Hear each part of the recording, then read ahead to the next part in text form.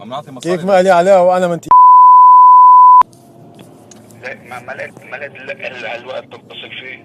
كيف بدي اضمن انه انت بالبيت؟ بدي اتصل بهالوقت لاضمن انه انت بالبيت، ما فيني اتصل بغير وقت. بعدين هذا الوقت بيتصلوا مشان نضمن مش هنضمن وجهك بالبيت، هلا بالنهار بدكم بالشغل، بالليل بلاقيك بالبيت. والله.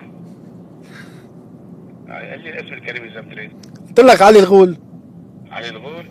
ايه فيك تتصل بالنهار، فيك تتصل. شو بيهمك الموضوع انت اذا بنزل ولا $2000 ما منه. لك هلا نحن عم نجمع اكثر عدد من الاشخاص من العالم المناصرين لننزل على المظاهره، وحبيت اتصل برقمك لاعرف اذا نزل معنا ولا لا. يعني ونزل على المظاهره ما بتكون الا مبسوط. نعم. يعني اذا بتنزل على المظاهره ما بتكون الا مبسوط. اصلا ماني ناطق لحتى تقول لي انت اذا مبسوط ولا ماني مبسوط. هلا نحن عم ناخذ يعني ما عم نكبر حكي، عم نقول لك حابب تنزل معنا ولا لا، هذا هو كل سؤالنا، لا عم تكبر معنا حكي. واذا بتريد لا تتصل بهالوقت لانه انا كنت نايم وزعجتني، فاهم؟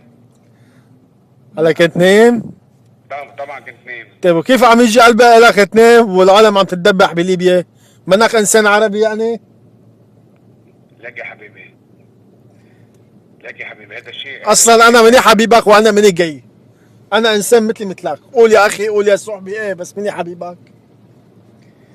لما صار بيناتنا حب. تفضل. انت مين قال لك تتصل فيني بهالوقت اصلا؟ نحن اسمك على لوائح الشطب عنا حبيبي. عيري فيكم هلا ويا الشطح تبعك. لا عم تغير ولا عم نحترمك، عيري فيك بعيري. فاهم ولا مخ؟ وما بدنا ينزع مظاهرة كس اخته عرس. عيري نزل ما نزل موجودك مثل بدي نزله ارجيلي.